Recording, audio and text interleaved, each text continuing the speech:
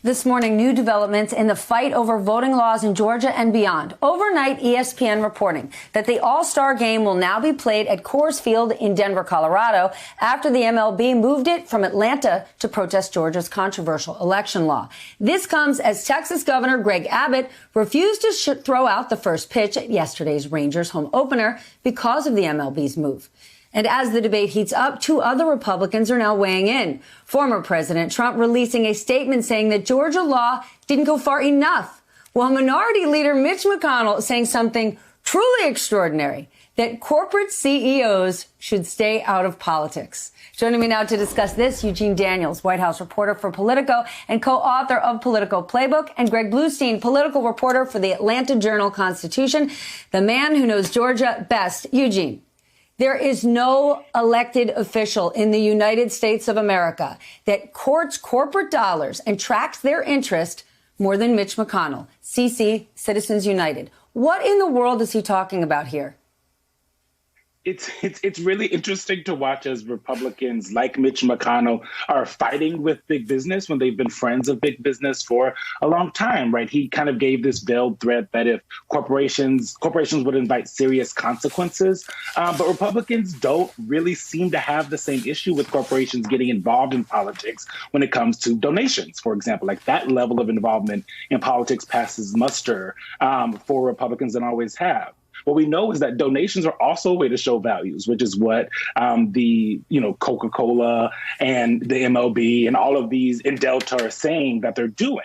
And Republicans have had no issue with that in the past. So as Republicans have continued to try to fight mostly cancel culture wars, that is where they're going to find themselves. They're going to find themselves in spots where the things that they said in the past don't really match up.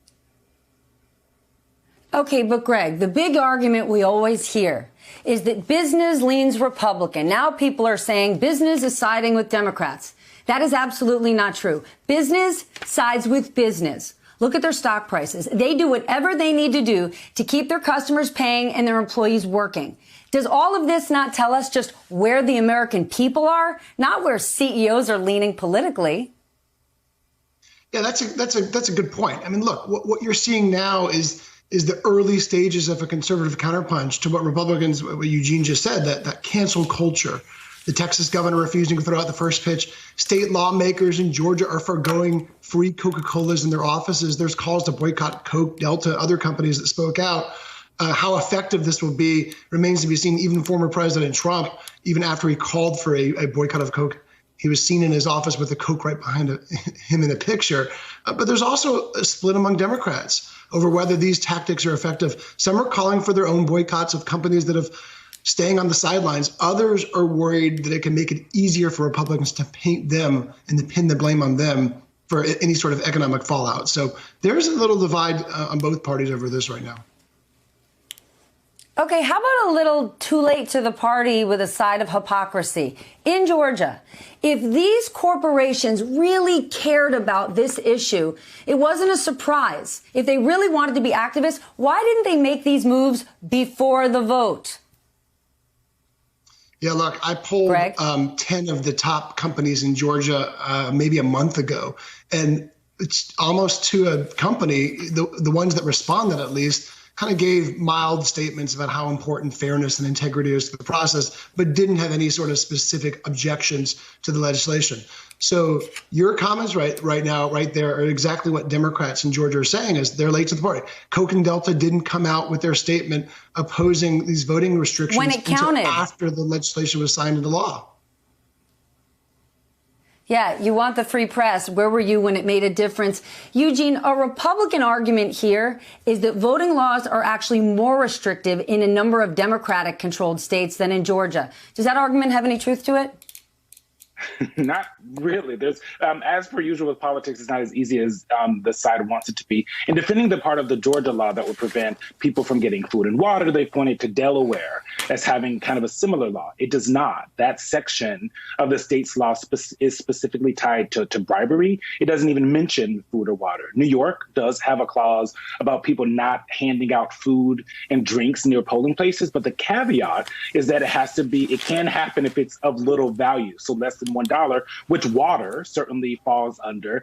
They also point to Colorado, a state where I went to college and worked in for 3 years, as having voter ID laws. But Colorado has been looked at as the gold standard, giving more access, boosting turnout by both Democrats and Republicans for years. They have a universal vote by mail system. And more importantly, when it comes to voter ID laws of the state, they require some type of identification. However, they don't require a picture to be on it, right? So someone can take a utility bill, a bank statement, a paycheck, or really any other government document that shows their name and address. And I think the most important part of this is that these laws that are in any of these states, blue or red, that have happened before the 2020 election are not connected to then President Trump's lie about the election. And that's the problem for Republicans here, is that all of these, I think it's 360 laws that are being introduced around the country, are tied to what President Trump said during the election, after the election, that the election was stolen from him when it wasn't. And that's the problem that